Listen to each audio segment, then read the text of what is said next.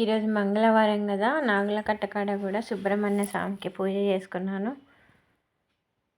ప్రతి మంగళవారం ఆదివారం చేసుకుంటాను అట్లనే.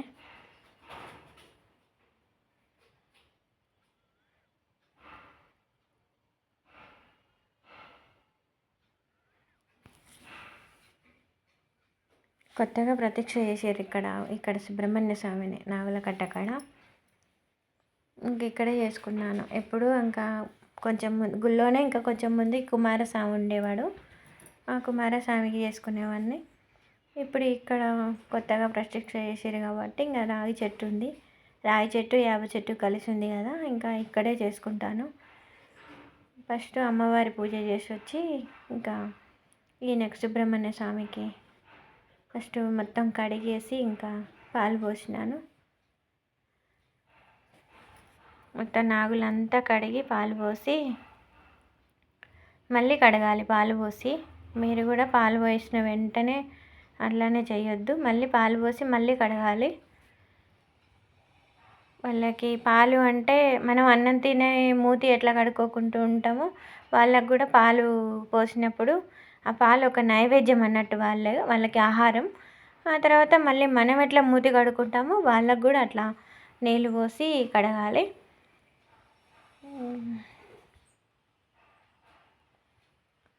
కడిగి ఇంకా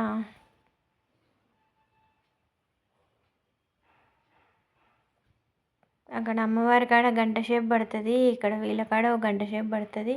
ఇంకా మొత్తం పసుపు పట్టించి అందరికీ అక్కడ ఉన్న వాళ్ళందరికీ కూడా పసుపు పట్టించి ఇంకా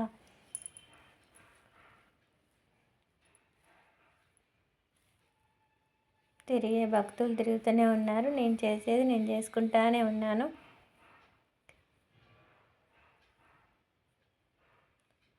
పొద్దున్న అయితే జనాలు చాలామంది వస్తారు, ఇంకా మనని చేసుకొనియరు.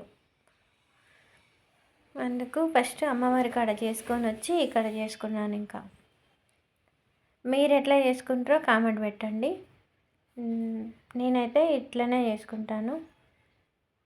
సుబ్రహ్మణ్య స్వామిది అయినా ఎవరిదైనా సరే నేను గుళ్ళోనే చేసుకుంటాను. మేము ఉండేది గుళ్ళోనే కాబట్టి ఇంకా గుళ్ళోనే ఆడికే వెళ్ళి చేసుకుంటాను.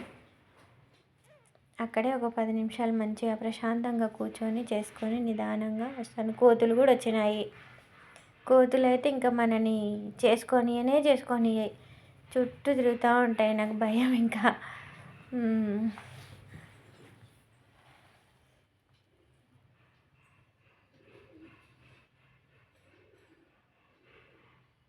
బాగా మంచిగా పట్టేయాలి పసుపు అయితే.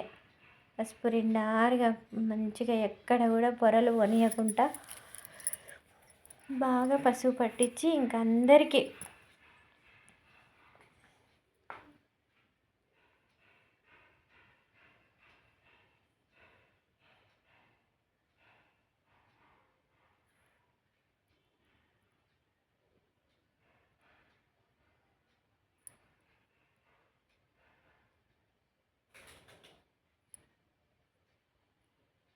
బొట్లు పెట్టుకొని పసుపు పట్టించి బొట్లు పెట్టుకొని ఇంకా దీపాలు వెలిగించాలి.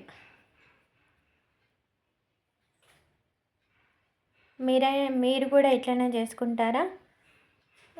మీరు ఇంకా బాగా చేసుకుంటారా? ఎట్లా చేసుకుంటారో కామెంట్ పెట్టండి. నేనైతే ఇట్లా చేసుకున్నాను. ఇంతేనా కాదా? ఇంకా ఏమైనా నా పూజలో ఏమైనా తేడా ఉంటే కూడా కామెంట్ పెట్టండి. మళ్ళీ నేను కూడా మీరు చేసినట్టే సర్దుకొని చేస్తాను. పెద్దగా నాకు కూడా తెలియదు. నేను ఇంకా ఈ మధ్యలోనే పెళ్ళైన కానించి గుళ్ళో ఉంటాను కాబట్టి అన్ని పూజలు నేర్చుకొని మరీ చేసుకుంటున్నాను. అంతకుముందు అయితే నాకు ఏ పూజలు చేయడం అంతగా తెలియదు. మా అమ్మ చేస్తుంటే పోయి దండం పెట్టుకొని వచ్చుడు తప్ప ఇంకా పూజలు ప్రత్యేకంగా చేయాలనేది ఏం నాకు అప్పుడు తెలియదు. ఇంక ఇప్పుడు పెళ్ళయింది కాబట్టి అందులో మళ్ళీ మేము గుళ్ళోనే ఉంటాం కాబట్టి ఇంకా ఇంట్రెస్ట్గా చేసుకుంటాను. దేవుడు అంటే భక్తి చిన్నప్పటి నుంచి ఉంది, కానీ పూజ అయితే చేసేదాన్ని కాదు నేను. వీడియో పూర్తిగా చూడండి. మా గుడికి దగ్గరలో ఉన్న వాళ్ళు వచ్చి దర్శనం చేసుకోండి. పూర్తిగా చూసి లైక్ చేయండి, షేర్ చేయండి, సబ్స్క్రైబ్ చేసుకోండి ఛానల్ని. మా గుడికి దగ్గరలో ఉన్న వాళ్ళు తప్పకుండా వచ్చి అయ్యప్ప స్వామిని మా గుళ్ళో ప్రతి ఒక్కరు ఉన్నారు దేవుళ్ళు. ఫుల్ వీడియో కూడా ఉన్నది, ఏమేమి దేవుడు ఉన్నాడో అందరి దేవుళ్ళ వీడియోలు కూడా ఉన్నాయి. అవి చూడండి, చూసి వచ్చి దర్శనం చేసుకోండి. మా గుడిలో బాగా పూజలు కూడా బాగా జరుగుతాయి. నేనైతే నిమ్మకాయలో దీపాలు వెలిగించాను, ఒకటి పిండి దీపం వెలిగించాను, 7 దీపాలు వెలిగించాను. సుబ్రహ్మణ్య స్వామికి 7 అంటే ఇష్టము అని అన్నారు, మా అమ్మ చెప్పింది. 7 అంకెలు బాగా ఇష్టం సుబ్రహ్మణ్య స్వామికి అని. అంటే 6 నిమ్మకాయ దీపాలు పెట్టాను, ఒకటి పిండి దీపం పెట్టాను. ఇంకా మీరు ఎట్లా చేసుకుంటారు, నేను ఎట్లా చేసిన అనేది కామెంట్ పెట్టడం మర్చిపోవద్దు.